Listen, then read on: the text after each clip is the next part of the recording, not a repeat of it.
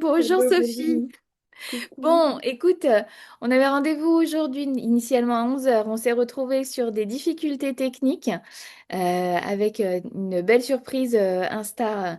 Nous n'avons pas assez de followers pour pouvoir faire des lives sur nos profils respectifs.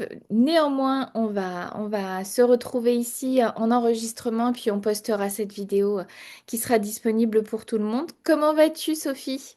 Ça va très bien et je suis très contente de te retrouver. Vraiment, c'est un grand plaisir, comme toujours.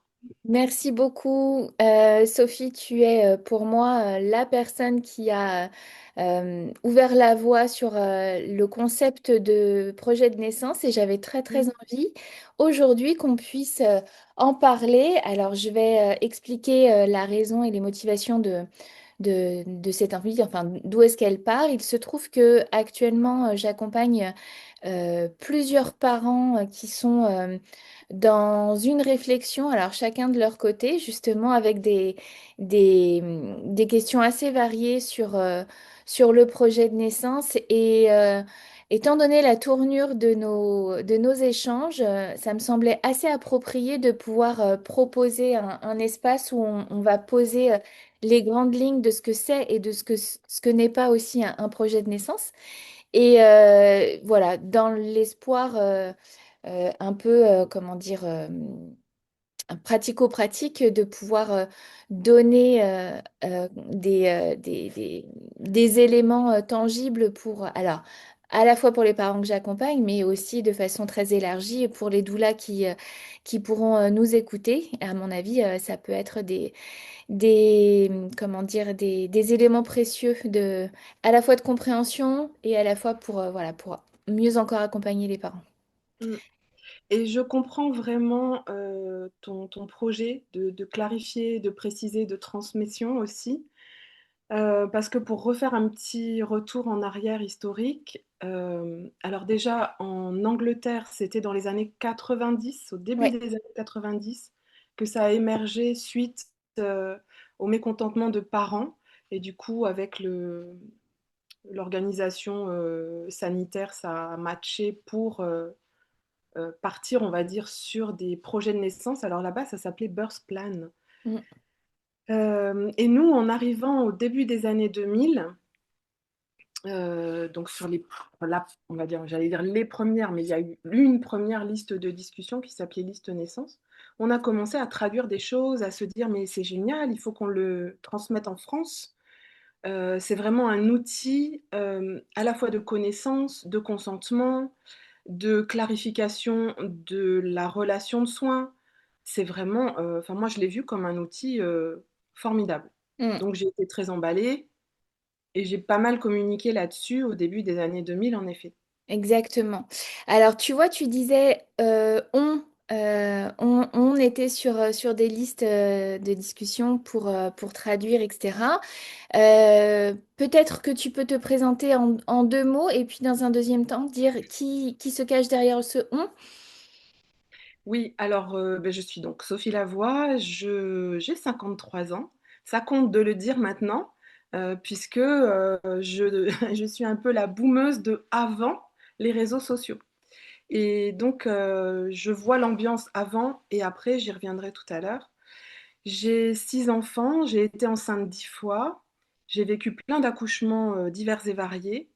Notamment le deuil périnatal aussi. Et je suis autrice de plusieurs livres sur la périnatalité, donc axés sur le projet de naissance, sur les protocoles de soins qu'il y a en milieu hospitalier et les droits des futures mamans, principalement ces points-là, et consultante périnatale. Voilà. J'ai fait mon premier site web en 1999, donc ça s'appelait Mouvement pour l'autonomie des parents dans le choix de la naissance. Voilà. Et j'ai après, bon, ça s'est transmuté en projetdenaissance.com, puis aujourd'hui naissancealchimique.com. Mais l'idée est toujours la même. Le fil conducteur est toujours le même. Because le souci, alors bon, je reviens pas sur le détail des 10 dernières années, mais j'ai été absente pour cause de complications de vie, de bus dans la tronche et de grosses adversités. Voilà, Eh genre oui. divorce et tout ce qui va derrière, et mauvaise rencontre et tout ce qui va derrière. Mm. Fin de la parenthèse. Ce qui fait que je reviens un peu là dans l'ambiance, je refais un site web, je vois ce qui se fait, ce qui se dit, voilà, par intérêt sur le sujet, et je tombe des nues. Je tombe des nues sur ce qui est devenu le projet de naissance, parce que nous, on avait dit, attention, en Angleterre, c'est devenu une page avec des items et des cases à cocher. C'est pas du tout l'esprit du projet de naissance. Et c'est pas l'esprit dans lequel nous, on veut le transmettre. Euh, Exactement. Tout et à on fait. avait vu tout ça, en fait, on l'avait mis en évidence. Et j'arrive 10 ans plus tard. Alors j'étais un peu là en 2018 parce que je faisais beaucoup de live Facebook à ce moment-là.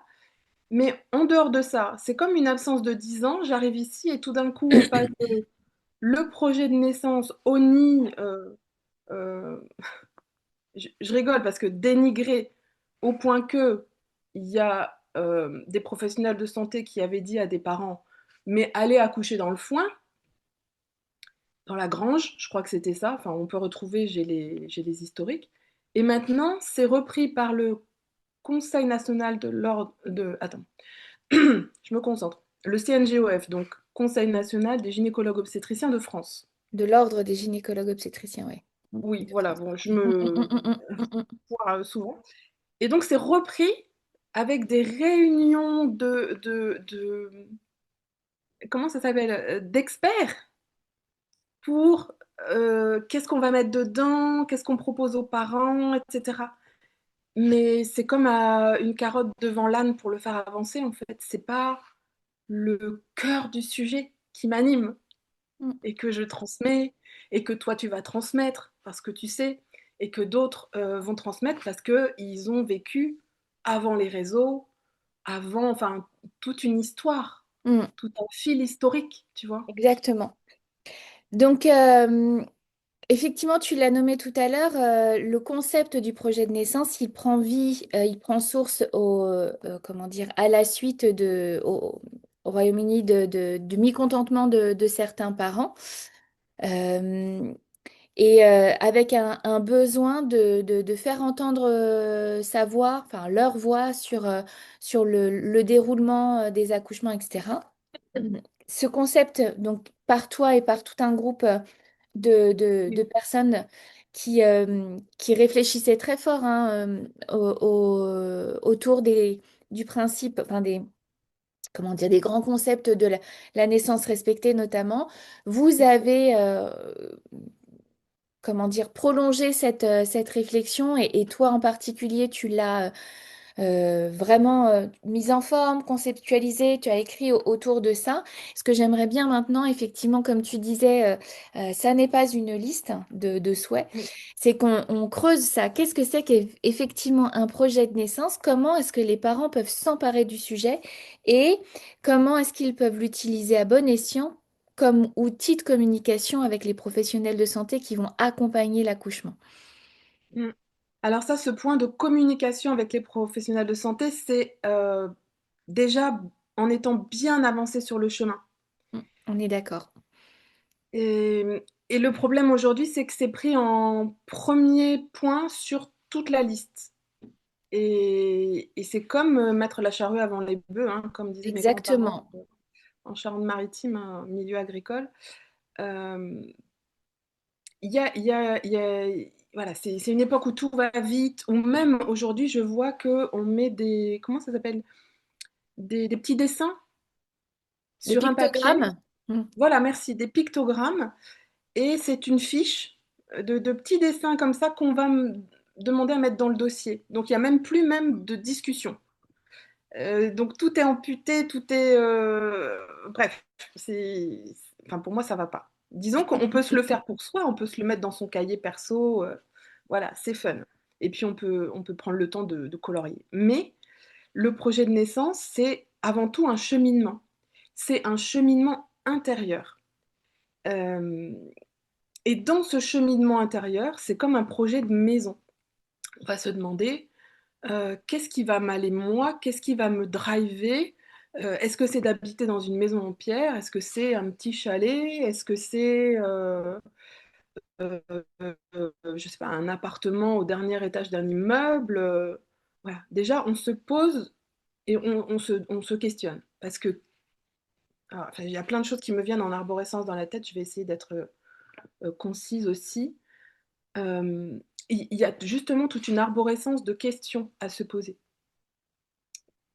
Qu'est-ce que je veux par rapport à comment je me sens en sécurité? Pour des femmes, ça va être une réponse très claire et basique à l'hôpital. Bon, ben voilà, déjà, ça pose une des pierres de l'édifice. Pour d'autres, ça va être privilégier la relation avec un professionnel de santé, c'est-à-dire se créer une team de confiance, une personne qu'on peut appeler, voilà, qui soit disponible, on va dire, pas comme le gynéco peut-être où il faut 3 mois d'attente ou prendre ses rendez-vous 6 mois à l'avance pour les avoir tous calés dans l'agenda. Qu'est-ce que je peux dire d'autre? Il y a des personnes qui vont dire d'emblée, moi je veux une péridurale, c'est sûr, je ne veux rien sentir, etc. Ça fait partie aussi d'un projet. Il y a des personnes qui disent non, non, j'ai jamais fait de projet de naissance. Ben si, parce que tu t'es questionné et tu voulais, toi, une péridurale, c'était sûr, c'était ton chemin principal, ton plan A. Mm. Mais il y a des personnes, leur plan A, ça va être autre chose. Donc, elles vont ouvrir les possibles. Donc, quand je disais, est-ce qu'on se questionne, est-ce qu'on veut une maison en bois, une maison en pierre, etc., c'est qu'on commence par se questionner. On commence par interroger. Interroger ses désirs, son couple, son histoire personnelle, parce que qu'est-ce qu'il y a eu avant, qu'est-ce que ma famille ou les femmes qui m'ont précédé dans l'arbre généalogique ont vécu, et comment moi je m'inscris là-dedans. Est-ce que j'ai des fidélités familiales ou pas? Est-ce que, voilà, tout ça va se mettre en lumière au fur et à mesure que les questions sont posées pour soi-même, qui peuvent être aussi, on va dire, parfois déterrées, hein, parce qu'on ne les voit pas toujours les questions, mais par un accompagnement avec une doula Mm. ou une consultante ou sa sage-femme ou même un gynéco qui va poser des questions pour le dossier médical. Mm. Et ce début de mise en route de cheminement va entraîner d'autres questions qui vont ouvrir encore les possibles. Et le projet de naissance, pour moi, c'est pas fermé en disant je veux ça ou je ne veux pas ça, c'est ouvrir les possibles. Mm. Et à partir de là, ah bah tiens, ah oui, je peux être accompagnée par une sage-femme, ah ça serait pas mal. Ah, il existe même l'accompagnement global, je ne savais pas. Ah ben, j'ai pas trop le choix finalement hein, dans ma région. Et là, comment je vais soit me mettre un petit peu dans le moule, mais pas tout à fait, ou décider de m'y mettre carrément, ça peut aussi être un choix, ou créer d'autres alternatives pour ne pas subir ce choix imposé par habiter dans telle région et n'avoir qu'un hôpital qui, par exemple, je dis un exemple, voilà, comme ça existe à Bordeaux, si tu prends un hôpital, il va y avoir 99% de péridurale. Si tu n'en veux pas, il va peut-être falloir trouver une autre solution. Oui. Et merci Voilà. Sophie d'insister là-dessus. Je sais que quand j'accompagne les parents, ce qui est pour moi déterminant dans, tu sais, tu parlais d'un certain nombre de questions à se poser. Une des questions qui me semble hyper importante, c'est aussi au regard de ce à quoi j'aspire, qu'est-ce qu'il est, qu'est-ce qui est possible sur mon secteur, là où j'habite. Voilà. Quelles sont aussi donc ces possibilités pratiques. Et qu'est-ce que je fais avec ça? C'est-à-dire que Oui. si j'habite à un endroit qui me propose des solutions euh, auxquelles j'adhère, c'est très bien. Mhm. Et nous, en région parisienne, on est plutôt, comment dire, voilà, bien outillés sur cet endroit-là et Oui. on a cette chance-là. Encore que, voilà, ça reste quand même complexe, mais il y a des moyens relativement faciles sur des périmètres géographiques assez circoncis de pouvoir trouver une variété de solutions. Mais quid quand j'habite en ruralité Oui. et que j'ai un projet qui me tient à cœur pour X raisons, motivé pour plein de raisons, Oui. et que là où j'habite, je ne trouve pas ce que je souhaite. Alors, comme tu disais, c'est comment bah, j'envisage de passer sur un plan B. Et Mhm. donc, bah, comment je m'organise? Est-ce que je m'accommode de ce qui est à ma disposition ici, ou est-ce que j'ouvre encore plus grand les possibles et j'envisage d'autres alternatives, d'autres solutions? J'ai besoin d'aller chercher plus loin. Parfois, ça existe. C'est rare, mais ça existe des personnes qui font cette démarche-là. Oui, Et pour moi, tout ça, c'est comment dire, le fil conducteur de ça, c'est ce que tu as nommé il y a quelques minutes, c'est-à-dire le sentiment de sécurité. Et je oui, oui, trouve, voilà, je trouve que le projet de naissance, il se construit, il se réfléchit au fur et à mesure que le sentiment de sécurité se clarifie. Qu'est-ce que c'est que pour moi le sentiment de sécurité? C'est-à-dire de quoi je pense que je vais avoir besoin pour bien euh, vivre mon accouchement, quelle que soit la vision que j'ai de cet accouchement. Quelles sont les conditions qui, pour moi, sont favorisantes, facilitantes, et de fait, qu'est-ce que j'envisage de mettre en place pour ça? oui. Alors la question de la sécurité, c'était le fil conducteur de mon premier livre, qui s'appelle Accoucher en sécurité, qui date maintenant. Mais ça fait partie en effet des fils conducteurs, d'autant plus que l'idée de la sécurité et tout en cheminant sur le projet de naissance, se rendre compte que peut-être c'était pas ce qu'on pensait au départ aussi. Exactement. Et peut-être que oui, parce qu'il y a des femmes qui sont déjà informées, qui suivent déjà des comptes même avant d'être enceintes, voilà. Mais c'est loin de là la majorité. Et du coup, commencer à dérouler la pelote du fil des questions, on peut dire ça, va amener, je dis bien peut-être, c'est pas forcément, mais en tout cas, c'est là encore l'idée d'ouvrir et d'apprendre en chemin.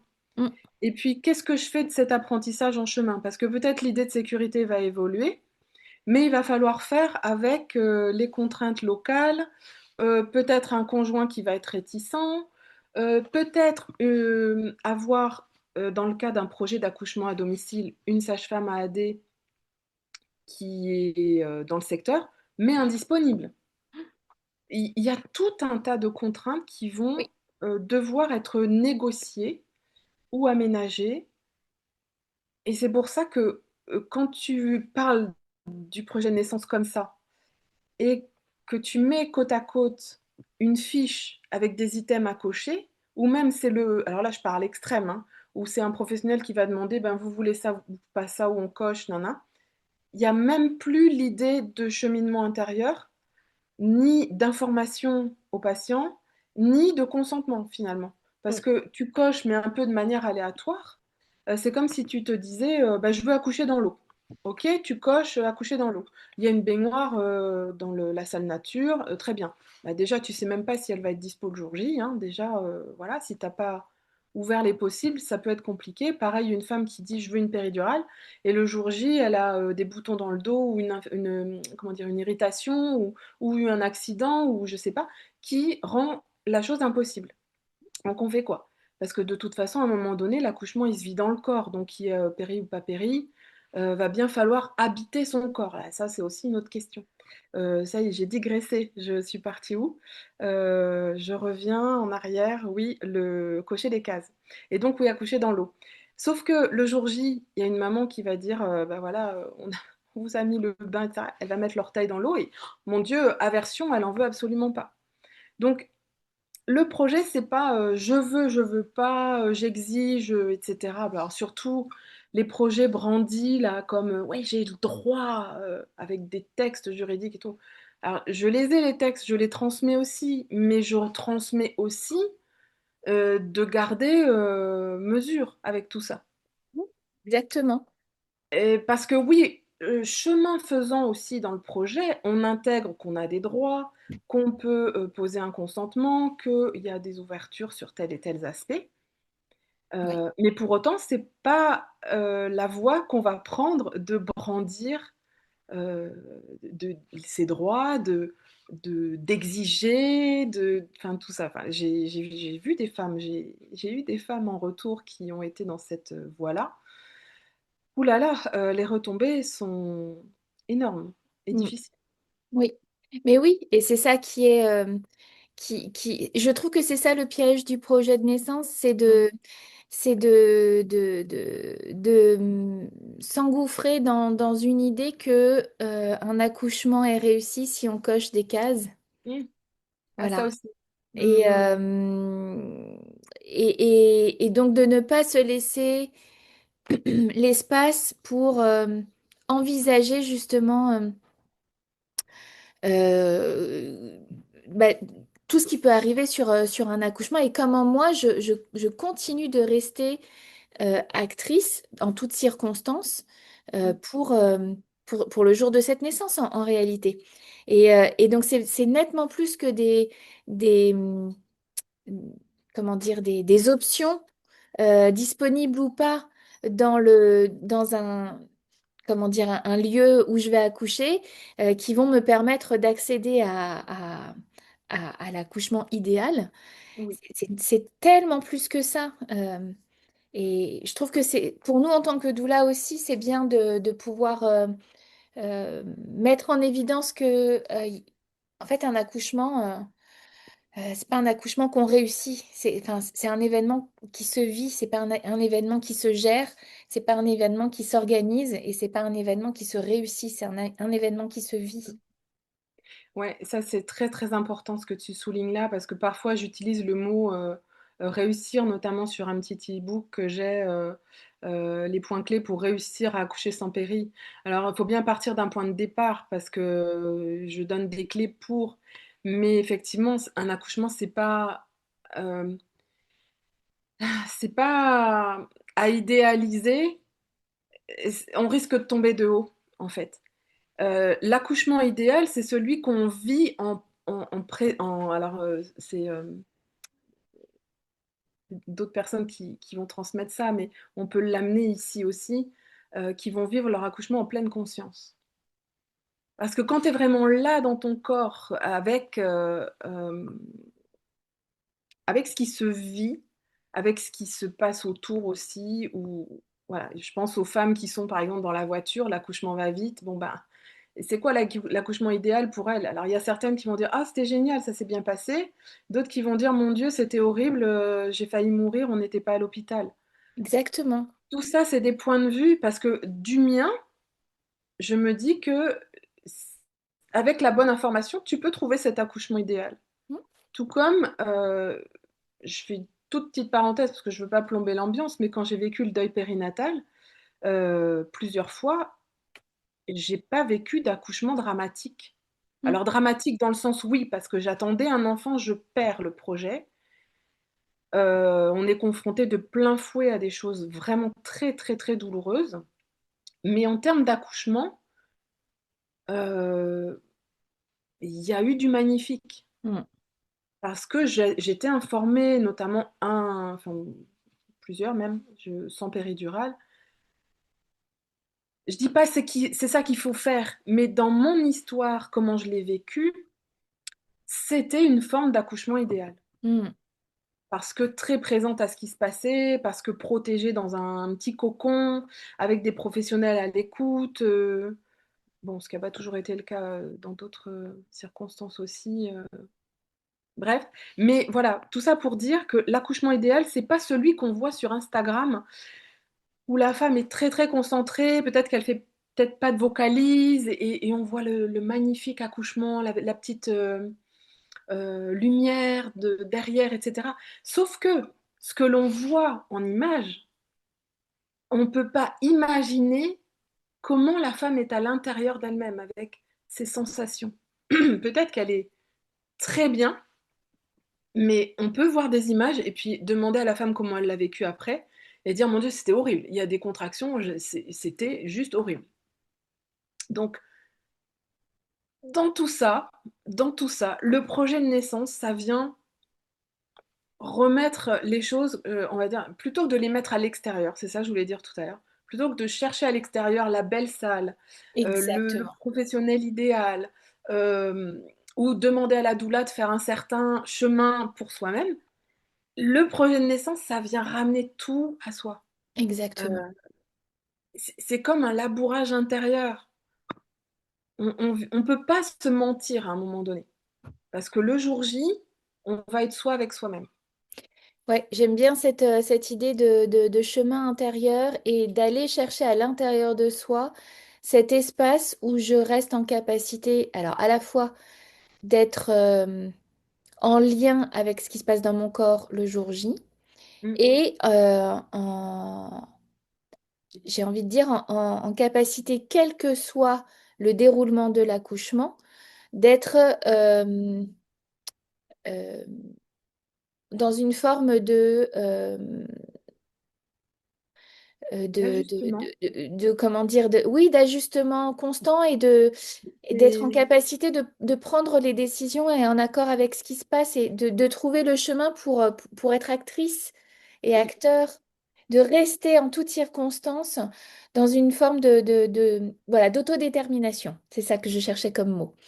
Tu vois, oui, d'a- il y en d'a- a de- aussi. Isabelle Ah, Chalut parle de contacter son autorité personnelle et je trouve que c'est voilà. ça qui est hyper intéressant d'aller chercher in fine pour Mm, être en capacité de vivre cet accouchement et de l'accueillir, euh, quelle que soit la façon dont il se déroule, mais en fait, j'aurais réfléchi pendant tout ce cheminement de projet de naissance, j'aurais réfléchi à comment moi, en tant qu'adulte déjà, responsable et en tant qu'individu, je me positionne ce jour-là pour être en capacité de contacter mon autorité personnelle à ce moment-là.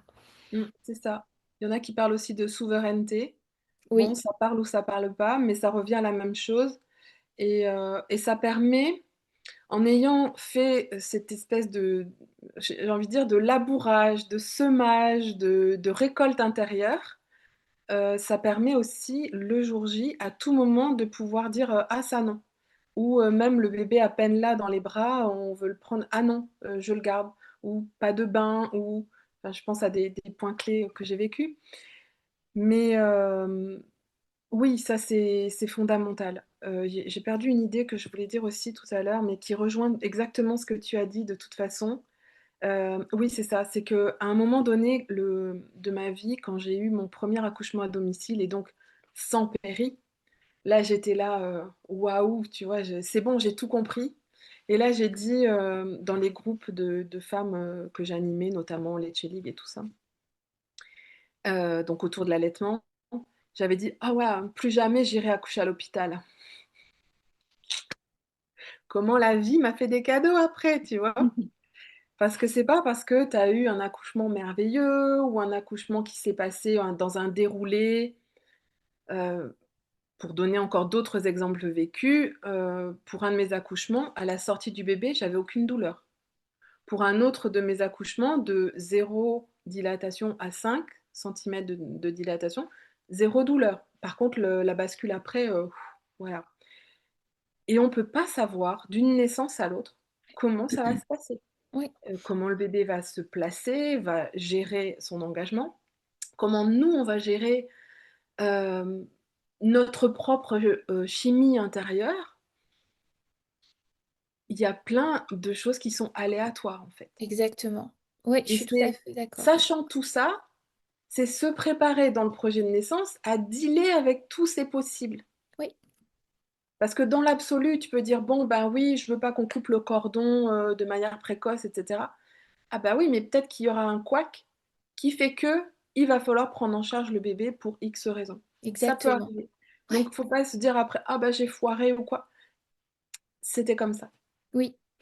Et c'est vrai que, il arrive parfois que les parents, surtout pour des premiers accouchements, réfléchissent en termes mais non, mais je ne veux pas ça, je ne veux pas ça. Mais euh, avec une forme de projection dans la naissance qui met la médecine dans une case un peu péjorative. Oui, Or, j'aime bien rappeler quand même que si on est 8 milliards sur Terre, c'est bien que la médecine, à un moment donné, elle a fait de gros progrès et qu'elle a mm, permis quand même, au-delà de tout ce qu'on peut reprocher et de toutes les imperfections qui existent, elle a quand même permis de grands progrès. Et Envers et contre tout, les équipes médicales sont là pour veiller à notre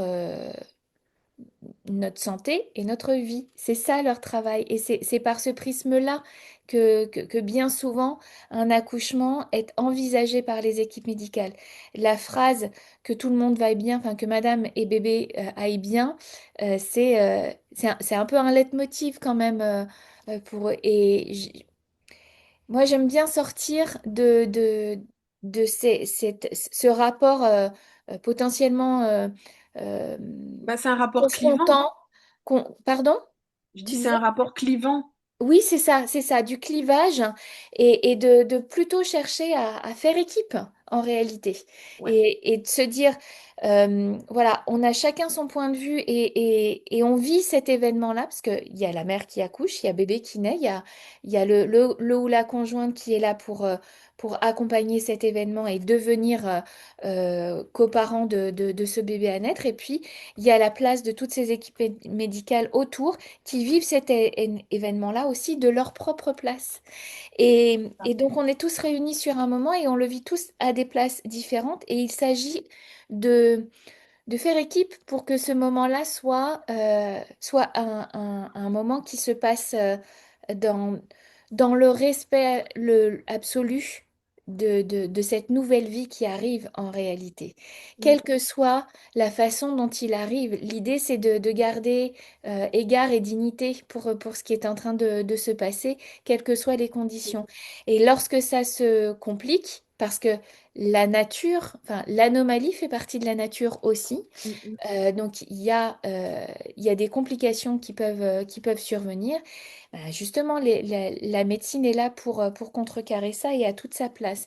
Et quand bien même, quand il ne s'agit pas d'anomalie, mais que c'est déjà le souhait de départ d'avoir une prise en charge médicalisée de cet accouchement, parce que c'est ça qui est synonyme de sécurité pour la maman, eh bien, l'idée, c'est de faire comprendre et passer le message que à partir du moment où il y a une médicalisation, il y a, il y a il y a tout un, comment dire, une mise en place qui va avec cette médicalisation et donc une gestuelle des pratiques médicales qui sont indissociables. Et donc, comment je fais pour...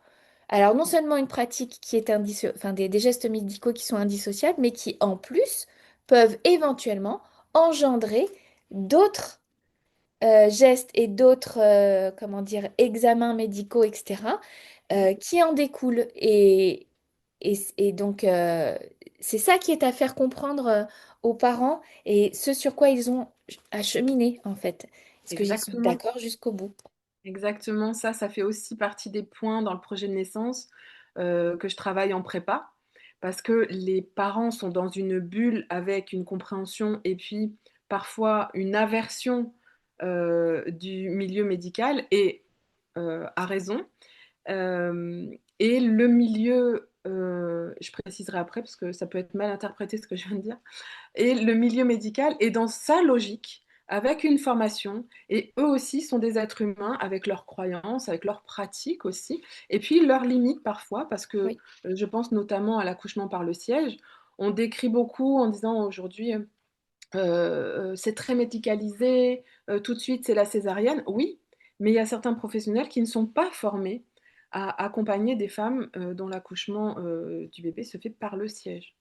Donc, il y a un moment donné où si on veut quelque chose, il faut s'adresser aussi à la bonne personne. mm, D'où le exactement. fait, après avoir compris que voilà, il y a 2 bulles, 2 univers, qui se rencontrent, de trouver les personnes, avec qui on va être en confiance. Parce que oui, si avec un médecin ça ne va pas, on peut en changer.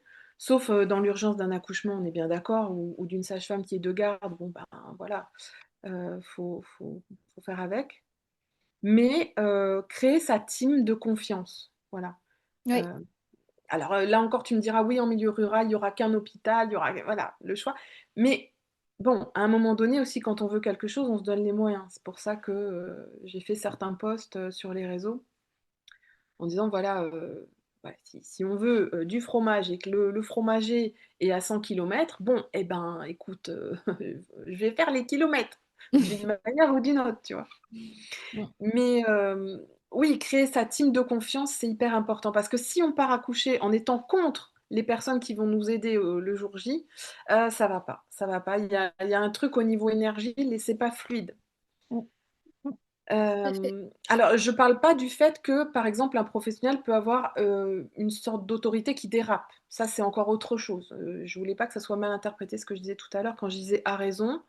C'est parce que à raison dans le sens que les professionnels, d'une manière générale, sont dans une logique de prise en charge hyper médicalisée du fait de la fermeture des petites maternités. Et là, on redéroule la pelote de l'histoire depuis la fin des années 90. Donc, du coup, usine à bébés, du coup, pardon, usinage des accouchements. euh, voilà, et tout ce qu'on dénonce sur l'hypermédicalisation, etc. Mais bon, ça, quand c'est compris, il n'empêche qu'on rencontre des êtres humains. Voilà. Euh, D'où l'importance. Voilà, sa team. Ce que j'appelle sa team de confiance. Mais Oui. Et moi, il y a quelque chose que je rappelle toujours, c'est que le premier lieu d'accouchement, c'est le corps de la femme oui, qui mais donne naissance. tellement, Et donc, tellement. qu'est-ce que je peux mettre en place pour être bien chez moi, dans mon corps? Mm. Euh, In fine, c'est ça qui sous-tend toutes les réflexions autour des projections sur cette mise au monde. C'est ça. Et ce point-là que tu soulignes, il est aussi fondamental. Parce que quand tu penses à un projet avec des cases à cocher, c'est où? Ça Bah rentre oui, dans quelle case, ça? c'est ça. Tu vois? Parce qu'une femme peut dire, oui, j'aurai une péri, de toute façon, j'aurai une péri. Bah, très bien, tu as la péri, mais de toute façon, ton accouchement, il se passe bien dans ton corps. Mm. Et puis aujourd'hui, comme elles sont dosées quand même de manière plus légère quand même qu'il y a 10 ou 20 ans, euh, il y a des sensations, il y a des Exactement. peurs qui peuvent émerger.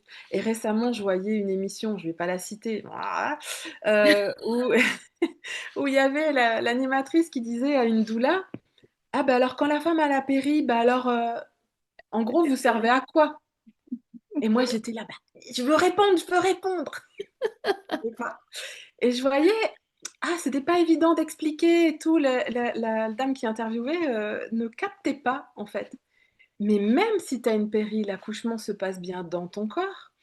Et tout ce qui se passe dans ton corps est émotionnel aussi. D'où l'importance de l'accompagnement, d'où l'importance d'être bien ancré en soi, etc., etc. Parce que même avec une péri, tu peux éviter des actes médicaux. Tu peux éviter la poussée dirigée, du moins de manière trop importante. Tu peux éviter certains, comment dire, parasitages aussi. Donc tout ça, ça se bosse en amont. Mm. Donc là, ce qu'on est en train de mettre en avant, c'est le entre guillemets, mais c'est pas péjoratif, l'usine à gaz d'un projet de naissance. Mm. C'est un truc très complexe et un chemin tout à fait singulier.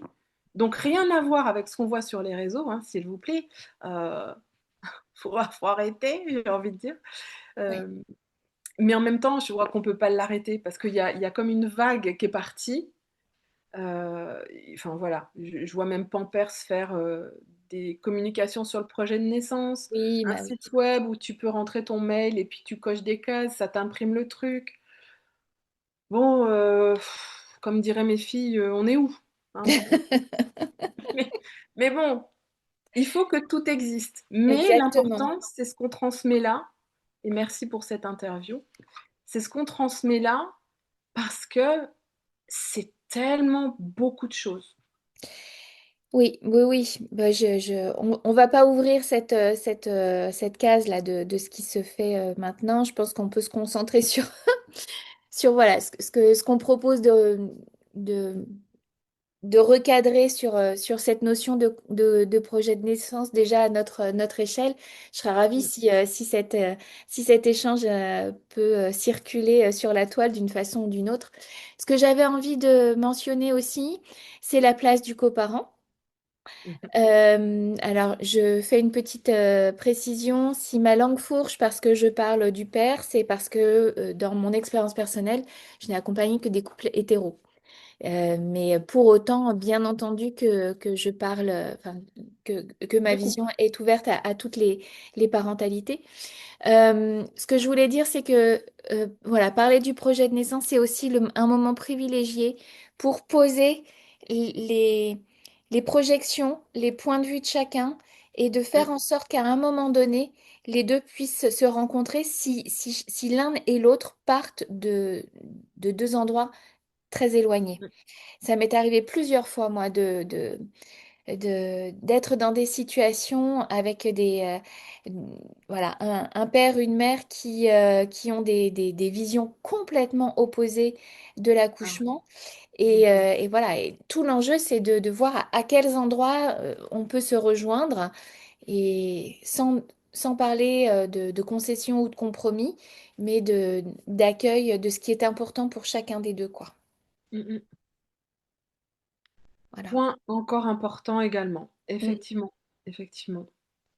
Euh, Là-dessus, je trouve vraiment formidable qu'il y ait un cheminement qui puisse se faire avec un accompagnement, parce que j'ai trop vu par le passé des femmes dire je voudrais ça, mais mon mari n'est pas prêt. Ouais, bah Et, oui. euh, et ça veut dire que il y a abandon de projet d'un côté au profit de l'autre qui en plus ne va pas vivre les choses dans son corps. Et là, c'est comme un... tu vois, il y a un gouffre. Un gouffre, ouais. Alors que ce dont tu parles dans ta pratique, c'est justement de permettre une convergence, une rencontre de deux chemins. Mm. Et j'ai envie de dire ouf, c'est nécessaire. Parce qu'il n'y a Ouais, pas que le projet de naissance et l'accouchement, il y a qu'est-ce qu'on va vivre après aussi dans le couple. exactement. Ouais, tout à fait. Et si on fait l'impasse aussi de l'après, euh, parce que bon, l'accouchement, on va dire, ça va se vivre sur 24-48 heures, mais l'après, l'enfant avec qui tu vas vivre, il y en a pour 20 ans, comme dirait ma grand-mère. Ou toute une Le vie. couple, il y en a normalement pour très longtemps encore. Donc s'il y a des choses qui ont grippé, s'il y a des rancœurs, s'il y a des choses comme ça, c'est dur. Donc autant permettre un terrain commun avant, permettre une rencontre émotionnelle et informationnelle aussi, parce que voilà, il y a des informations que l'un ou l'autre n'a pas. Oui, Donc ça, c'est énorme, c'est aussi un point énorme. oui, Merci de souligner. mais oui. Et de fait, c'est important de... Alors, à mon tour, de partir dans tous les sens. C'est important dans nos accompagnements de faire envisager les plans. Par exemple, je vais l'illustrer. Quelqu'un qui me dit, mais moi, je veux absolument accoucher avec péridurale, ou bien qui me dit, mais moi, je veux absolument accoucher sans péridurale. Mm, Et ben, dans les deux cas, je vais leur dire, et si ça n'est pas possible? Si mm, la situation exige qu'une péridurale soit posée, euh, comment est-ce que tu réagis? Comment est-ce que tu vas accueillir ça? Comment mm, tu t'adaptes à la situation? Ou bien, moi, je veux absolument une péridurale parce que je refuse de souffrir, de ressentir les contractions. Et si c'est pas possible?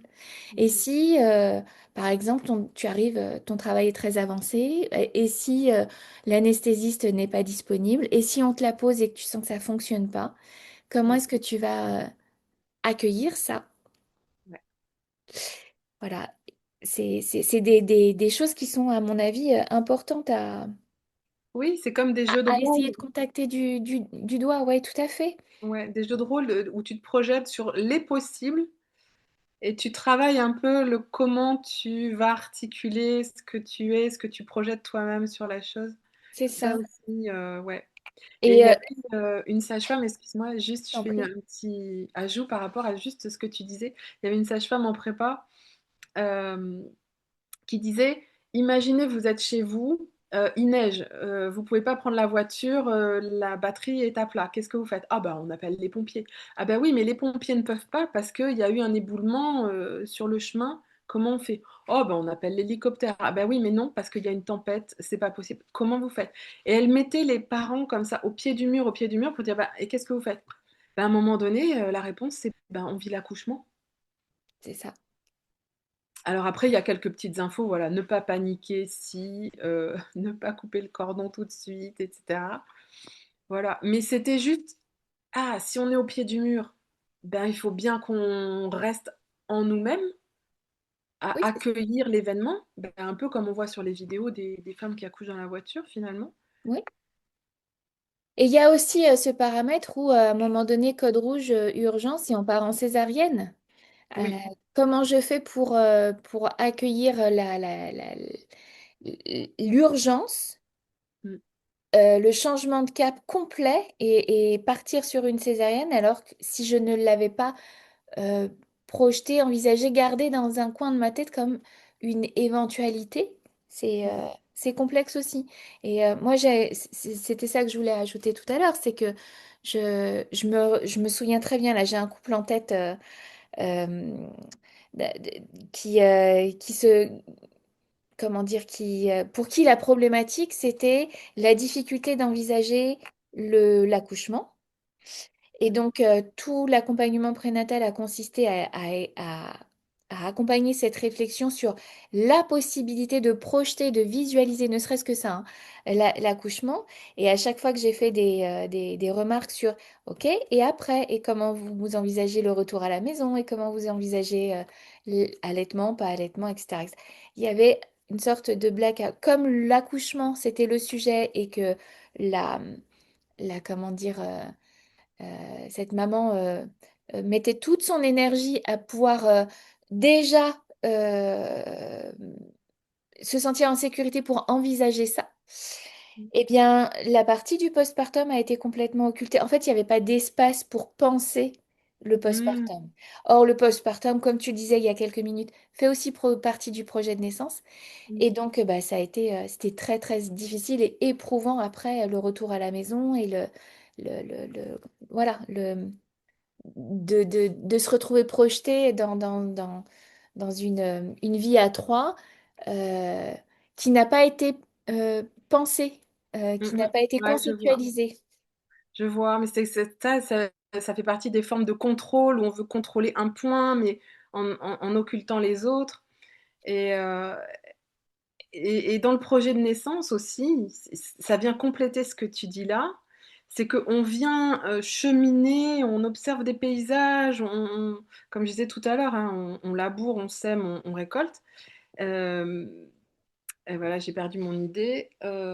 Mais, oui, c'est ça que je dis aussi, c'est que tu prends des informations, donc à un moment donné, oui, tu en as dans le sac des informations. Mais le jour J, oublie tout. C'est-à-dire, oublie tout dans le sens abandonne-toi au processus, quoi. Après, ça n'empêche pas, hein, à un moment donné de l'accouchement, de dire ah non, là, je veux pas te toucher vaginal maintenant, revenez dans une heure, ou voilà, d'aménager des protocoles, etc.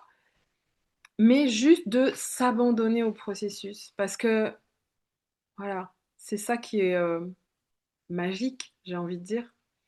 C'est ce fameux processus intérieur qui te traverse et voilà. Souvent, on veut, quand la vague arrive, maîtriser la vague, la prendre de côté.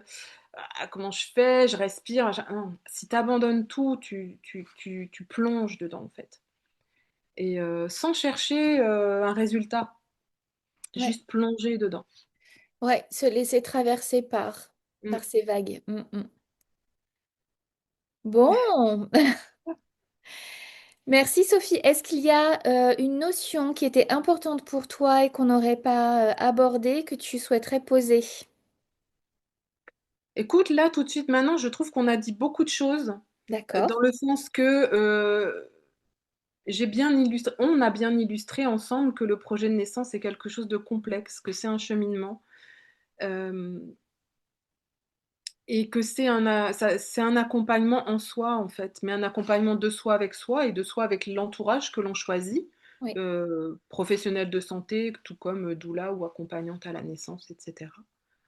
Euh, non, en fait, juste, c'est que mon souhait, en fait, c'est ce qui me porte, c'est que tout ce qu'on vient de dire là arrive au plus grand nombre, en fait. mm, Pour,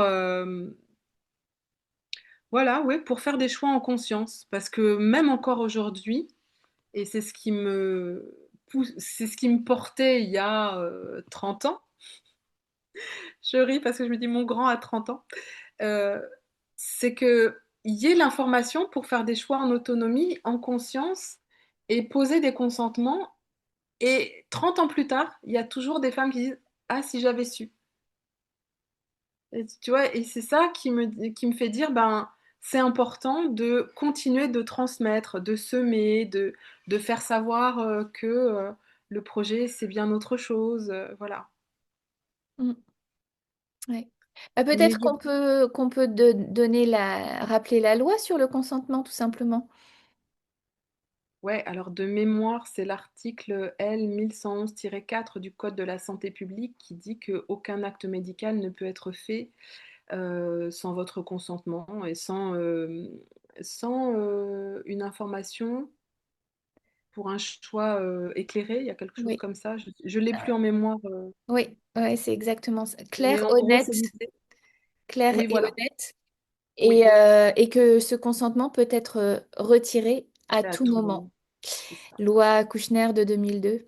Oui, c'est ça. Et c'est Voilà. fou hein, de penser que c'est 2002, mais bon, là après, je pars sur d'autres versants à expliquer que l'organisation sanitaire en France est faite de telle manière que, comme je disais tout à l'heure, il y a beaucoup d'usinage et c'est un peu le problème de, de trouver le terrain pour laisser la place à la physiologie de l'accouchement, alors que le système ne pense pas les choses de cette manière.